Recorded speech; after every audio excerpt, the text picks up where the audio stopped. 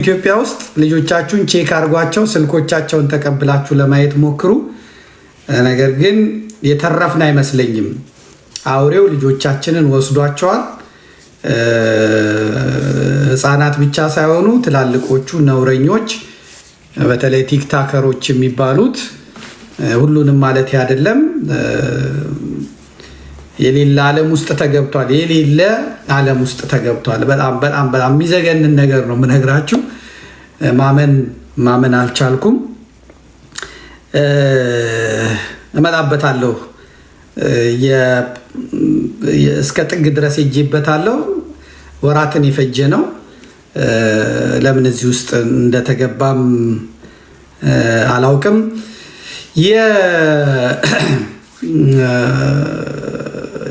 የናይት ክለብ ባለቤቶች የሚሰሩትን ነገር ብታዩ ትገረማላችሁ። የአዲስ አበባ ፖሊስ፣ የፌዴራል ፖሊስ እና የናይት ክለብ ባለቤቶች እንዲህ ምን አይነት ቢዝነስ እንደሚሰሩ አሳያችኋለሁ። ከነሰዎቹ ከነስም ዝርዝራቸው ማለት ነው። እና ያለው የሐሺሽ ንግድ እና በዚህ የሐሺሽ ንግድ ምክንያት ወጣቶች በተለይ ተማሪዎች የ17 የ18 ዓመት ህፃናት የሉም ማለት ትችላላችሁ። የሉም ማለት ትችላላችሁ። መጀመሪያ ከናይጄሪያ ነበር የሚመጣው። እሱ ብዙ ተነቅቷል፣ ግን አሁንም ያልፋል። በአየር መንገዱ የቁጥጥር አካባቢ ያሉ ሰዎች በጣም ቱቲ ሀብታሞች ናቸው አሉ። የዝውውሩ አደገኛ ሁኔታ ደርሷል። አሁን ናይጄሪያኖቹ ሲጠረጠሩ በሴኔጋል ማንነት ያላቸው በሴኔጋል ፓስፖርት አዲስ አበባ ደንበኛ የእጽ ማዘዋወሪያ ቦታ ሆናለች እና ሲያዙም ደግሞ ቀጥታ ፖሊስ ነው የሚረከበው። ፖሊስን ደግሞ የሚረከቡ ወጣቶች አሉ። እነዚህ የሚረከቡ ወጣቶች ደግሞ በኪሎም በግራምም ለምሽት የጭፈራ ቤት ለክለብ ባለቤቶች ነው የሚሰጧቸው። እነዚህ የክለብ ባለቤቶች ደግሞ ለባለሀብቶች፣ የዘመኑ ባለሀብቶች አሉ፣ አሁን ብር መጣያ ያጡ፣ ለነሱ ይሰጧቸዋል። አንድ ወንድ 3 የ17 የ16 ዓመት ህፃናትን ይዞ ይገባል። እና ምንድነው መንግስትስ ብዬ በጣም ለመናገር ፈልጌ ነበር። መንግስትማ የሚለው በሆነ ነገር መታወቅ አለብን ወይ እንደ ባንኮክ ወይ በምናምን መታወቅ አለበት። ይህን ሁሉ ሌክዠሪየስ መዝናኛ ማረፊያ ሰርተን ቱሪስቱ ካልመጣ ምንድነው የምናደርገው?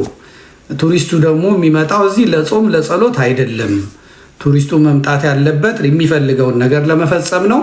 ስለዚህ የሚፈልገውን ነገር ለመፈጸም ደግሞ ይሄን አስሮ የያዙትን ባህሎች ማስወገድ አለብን። በተለይ እንደ ኢትዮጵያ ኦርቶዶክስ ተዋሕዶ ሃይማኖትና እንደ ቀደመው የእስልምና እምነት አይነቶቹን ባህል መስበር አለብን ነው የሚሉት። በቪዲዮው ላይ የማያቸው እና በሊንኩ ገብቼ ያየኋቸው በሙሉ በአብዛኛው ሙስሊሞችም አሉበት። ማተብ አንገታቸው ላይ ያጠለቁ ሴቶች ይበዛሉ። በእውነት በጣም ይበዛሉ። ማተብ አንገታቸው ላይ ያጠለቁ ሴቶች ይበዛሉ። እኔ በጣም ነው ያዘንኩት። ሰዎች ደፍረው ራሳቸውን ተራክቦ ሲፈጽሙ፣ ዝሙት ሲፈጽሙ መቅረጽ መቻላቸው፣ ወንድም አላቸው እህት አላቸው፣ በጣም ይዘገንናቸዋል። ጨክኜ ነው የምነግራችሁ ስለ እውነት። ዛሬ እኔ አይደለሁም እና እኔ ልጆቼ አጠገቤ ስለሆኑ ነገ ምን እንደሚሆኑ አላውቅም። ነገር ግን የኔ ልጆች የጠፉን የመሰለኝ ስለ እውነት የኔ ልጆች የጠፉን የመሰለኝ። የሚያማምሩ ልጆች፣ የሚያሳዝን ነገር እዛች ሀገር ላይ ወድቋል። ወደድንም ጠላንም እዛች ሀገር ላይ የሚያሳዝን ነገር ወድቋል። በተለይ አረቦቹ መጫወቻ ነው እያደረጉ ያሉት ህዝቡን። ልጆቹ ያንንስ ፊልም አይተው እንዴት ነው ከማህበረሰቡ ከቤተሰብ ጋር የሚኖሩት? እኔ ሊገባኝ አልቻለም። የሚዘገንኑላ ተሰምቶም ታይቶም የማይታወቅ ነገር ሁላ ነው ሳይ የነበረው። ምን አይነት ስልጣኔ እንደሆነ አላቅም፣ ምን አይነት ሰይጣን እንደሆነ አላቅም። ወንዶች ልጆች፣ ወጣት ወንድ ልጅ ሀበሻዎች እንደ ውሻ አንገታቸውን ታስረው የሴቶችን እግር ጫማ ፈንገሳቸውን ጣታቸውን ሲልሱ ምራቅ ሲተፋባቸው ሲደበደቡ እኔ አላውቅም። በጣም ክፉ መንፈስ ክፉ አውሬ ነው እንትን ያለው። አብዛኛዎቹ ደግሞ ወጣቶች መሆናቸው እጅግ ያሳዝናል። ብቻ ምን እንደምሆን አላውቅም። የስራ ኃላፊዎች በጣም በአዲስ አበባ መስተዳደር ውስጥ የስራ ኃላፊ የሆኑ ሰዎችን አይቻለው።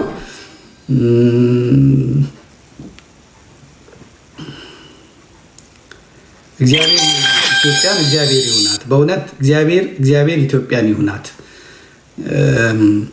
ዓለም የሚታወቅበት ነገር ነው። ግን እኛ ባህል ነበረን፣ ሃይማኖት ነበረን።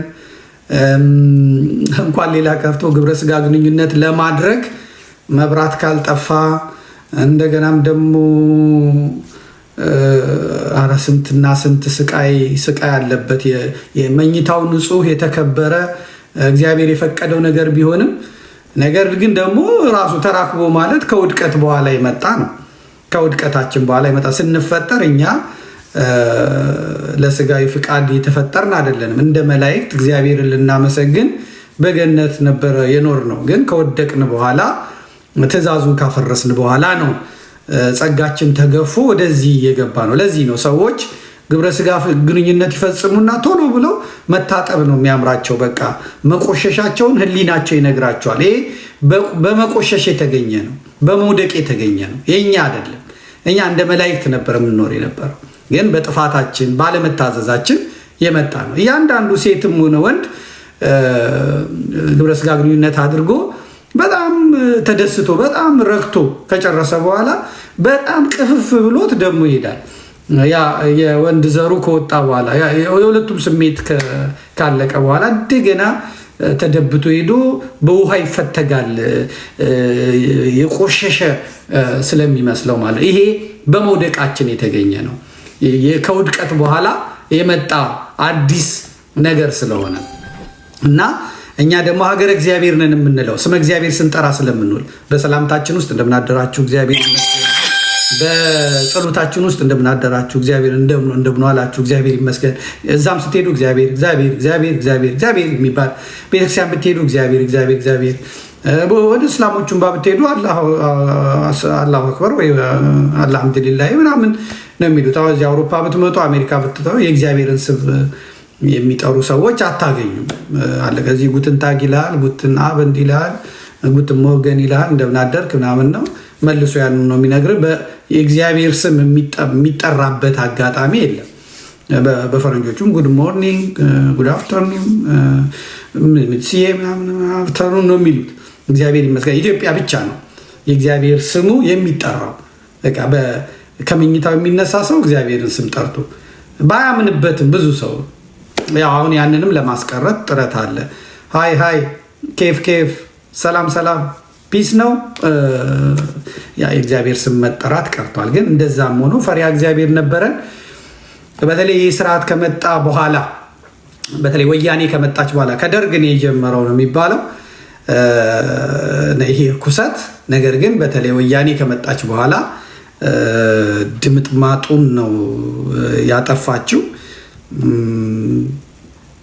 እግዚአብሔር ለአንዳንዶቹ ቅጣቱን ሰጥቷቸዋል። በተለይ የትግራይ ነፃ አውጪ ድርጅት ሰዎች ይቺን ኢትዮጵያን አድርገዋት የሄዱት ነገር በጣም የሚቀፍ ነው። ሀቂ የሚባል የአቦይ ስብሃት ልጅ ነበር አሉ። ሀቂ ስብሃት ነጋ የሚባል ልጅ ነበር አሉ እና የፖሊስ መረጃዎች ናቸው የሚነግሩኝ። ይሄ ክለብ ኢሉዥን የሚባል ከአምባሳደር ቲያትር አጠገብ የእሱ ነበር አሉ የስብሃት ልጅ እና ይህንን ምንድነው ስሙ የዚህ የድራግ መጠቀሙን የሐሺሽ መጠቀሙን በጣም ያመጣው እሱ ነው የሚሉት። እንደውም ለሱ ሲባል ለዚህ ለሐቂ ለሚባለው ሐቂ ስብሐት ነጋ ለሚባለው ልጅ የብራዚል መስመር የኢትዮጵያ አየር መንገድ ወደ ብራዚል በረራ እንዲጀምር አድርገውለት ነበራሉ። በቪአይፒ ሄዳል፣ ጭኖ ይመጣል።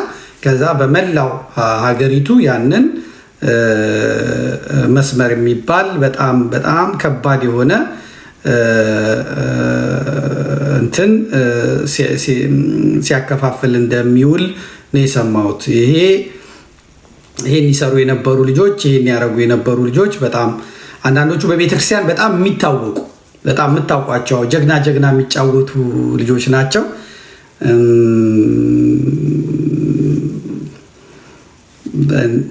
እግዚአብሔር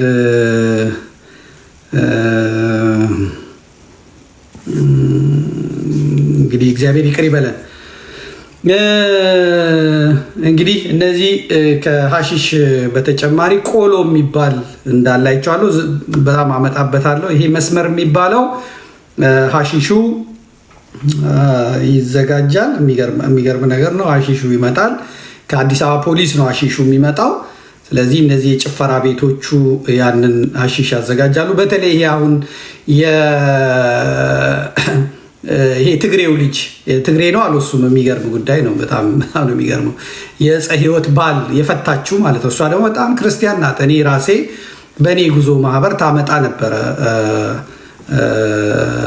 ልጆችን ታመጣ ነበረ እና እናቷን አይደለም መነኩሴ ምናምን ወደ ገዳም ስፖንሰር እያደረገች የምትልክ ልጅ ናት። እስከ ቅርብ ጊዜ ድረስ አንገቷ ላይ ክር ነው የማየው። እንዴት እዚህ ሰውዬ እጅ እንደወደቀች አላውቅን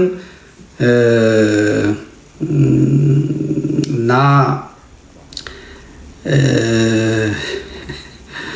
ይሄ ኮኬኑ ይመጣና ዋና አከፋፋይ ነው አሉ። ዋና አጧዥ ነው አሉ። ዋና ህዝቡን ሴቱን የጨረሰ ነው አሉ። በሚገርም ሁኔታ ማለት ነው። አሁን በርሜል ጊዮርጊስ ብዙዎቹ የሚድኑት በርሜል ጊዮርጊስ ጸበል ሄደው ምናምን ነው የሚድኑት። እና ኮኬኑ ይመጣና ኩክድ ይደረጋል አሉ። ትንሽ በጭልፋ ይደረግና ጭልፋው ላይ ቤኪንግ ሶዳ ይጨመራል አሉ። ቤኪንግ ሶዳ ከተጨመረ በኋላ በላዩ ላይ በረዶ ይጨመራል። ከዛ እሳት ይነድበታል። ከዛ ድንጋይ ይባላል። ያ ድንጋይ የተባለው 1 ግራሙ 1600 ብር ነው የሚሸጠው። ከዛ በኋላ ያችን ያሸተተች ሴት ከዛ በኋላ የምታደርገውን አታውቅም። በጣም ሆርኒ ያደርጋቸዋል አሉ። ይለውጣቸዋል። ጣታቸውንም ብትነኩ ምን ብትነኩ ቀጥታ ወደ ዝሙት ነው የሚወስደው አሉ። በዚህ በአውሮፓ በጣም ክልክል ነው። እንደዛ አይነት ሰው ይዞ ቢገኝ እስከ 20 ዓመት ድረስ እንደሚያስቀጣ ሰምቻለሁ። ኢትዮጵያ ግን በገፍ እንዲገባ የብልጽግናው መንግስት ፈቅዷል። እና ቦሌ ላይ የሚያዙት ናይጄሪያዎች የሴኔጋል ዜግነት ያላቸው አሁን ሱዳን ስለተበጣበጠች ነው እንጂ ከሱዳን በገፍ እንደሚመጣ ነው የሰማሁት። በገፍ ይገባል አሉ። ከዛ አዲስ አበባ ፖሊሲ ይረከባል። ያንን ከተረከበ በኋላ ለጭፈራ ቤቶቹ በሙሉ ይሰጣል። ከዛ በቤኪንግ ሶዳ ቦሌ አካባቢ ቤኪንግ ሶዳ አታገኙም። አያት ሄደው ምናምን ነው። ቦሌ አካባቢ ያሉ ጭፈራ ቤቶች ቤኪንግ ሶዳ የሚፈልጉት ለዚህ ነው አሉ። ለዚህ ነው እና ከውጭ የሚመጡ አርቲስቶች ከውጭ የሚመጡ እንትኖች ንብረቶቻቸውን ሽጠው ጨርሰው ሁላ ነው የሚመለሱት። እነሱን ተቀብሎ አስተናግዶ ዶላራቸውን ሙልጭ አድርጎ የሚበላ ቲም አለ። ይሄን ያስጨሷቸዋል፣ ያጋዩቸዋል። ሴቶቹ ያንን እንትን ካሉ በቃ ምንም የለም። እነዚህ ደሃ ሆነው ምንም ነገር ሳይኖራቸው አይፎን 17 ፕሮ ማክስ ቅብጥሩ ምናምን የሚይዙት ሴቶች ያለ ስራቸው ይሄ ነው። በአጠቃላይ ይህን አገልግሎት ነው የሚሰጡት። ጫት አለ፣ ቁማር አለ እና በጣም ይገርማል። እና ይሄ የአሩሲው ህዝብ ላይ እንደዛ ሲያስጨፍር የነበረው ተስፉ የሚባለው የጸገነት ህይወት ባል የኢትዮጵያን ወጣቶች በሙሉ የጨረሰ ነው። እንግዲህ ብዙ ቦታ ያሉ ሰዎች የትግራይ ሰዎች ለምን ይሄ እንደሚያደርጉ ግራን የገባኝ ከነ ጆን ዳንኤል ጀምሮ። አሁን ጆን ዳንኤል የሚጠቀመው ድንጋይ ነው አሉ። ድንጋይ ያደርገውና አሁን በቀደም አንድ ቪዲዮ አይቻለሁ፣ የሚቀፍ ቪዲዮ። ይሄ ብቻ አይደለም፣ ሲያዝ ወደ $70,000 ነው እጅ ላይ የተያዘው። መኒ ላውንደሪንግም ስላለበት የገንዘብ አጠባ ቁማርም ስላለበት ማለት ነው። እንደዚህ የሚያነጫንጻቸው እሱ ነው። እና መኖሪያ ቤቶቹን 1-2 ብዬ አይቻቸዋለሁ። በመኖሪያ ቤት ይሰራል። ሀሺሽ፣ ጫት፣ ይሄ ድንጋዩ የሚባለው መስመር የሚባለው ይደረጋል። ቆሎም የሚባል አለው። የፌዴራል ፖሊስ እና የአዲስ አበባ ፖሊስ ሀሺሽ የተያዘ ሀሺሽ እጽ ማለት ነው፣ አደንዛዥ እጽ የሚያስወግዱበት ቀን አላቸው። ያ ቀን ከመድረሱ በፊት ፖሊሶቹ በመስመራቸው አማካኝነት በቤኪንግ ሶዳ ተሰርቶ በምናምን ተሰርቶ ሀሺሾቹ ይሰጣቸዋል። ስለዚህ ያ ተመሳስሎ ይቀመጥና የሚቃጠለው ቤኪንግ ሶዳው ነው። ትንሽ እላዩ ላይ ሀሺሽ ተጨምሮ ያኛው የተያዘው ግን በአጠቃላይ ወደ ገበያው ወጥቶ አሁን ብዙ የሴት ለሴት ብዙ የወንድ ለወንድ እና የስሜትን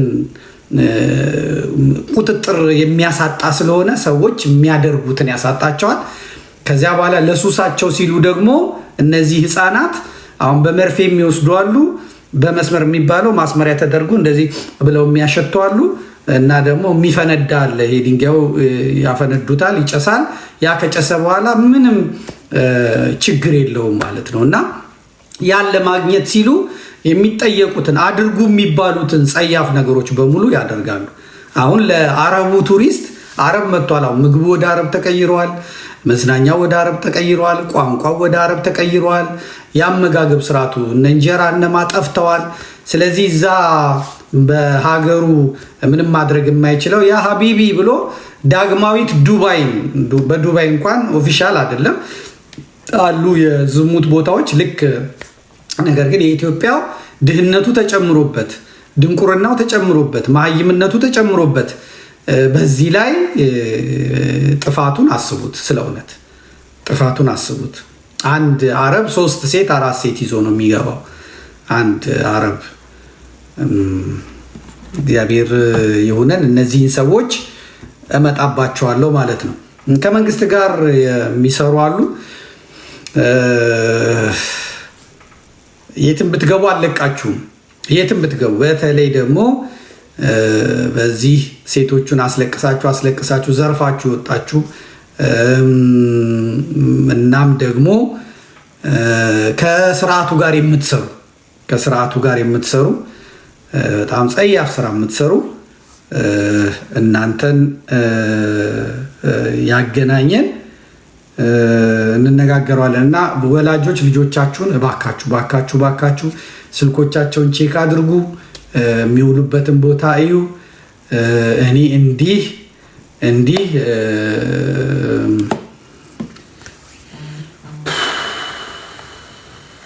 እሺ። ሌላው ይህንን በሰፊው እመጣበታለሁ። መግለጫ ወጥቶብሃል አሉኝ። እኔ መግለጫውን አላየሁትም። አንተና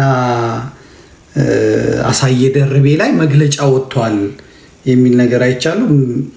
እነማን እንዳወጡ አላየሁም። መግለጫውን በኋላ እስቲ አሳየን ጽፍለትና ምንድነው አሳየም ጽፎታል አሉ። ዛሬም ቪዲዮ ሰርቷል አሉ። እነማን ናቸው መግለጫ ያወጡብኝ? ምን አድርጌ ነው መግለጫ ያወጡብኝ? እሱን ስላላየው ብዙ ሰዎች ስለ መግለጫ አውርታችሁኛል። እሱን መግለጫውን እንግዲህ እነማን እንዳወጡብኝ አላውቅም። እና አሳዬ ወይ በኋላ ጽፍልሃለሁ ትነግረኛለህ፣ ወይም ሌሎች የምታውቁት ካላችሁ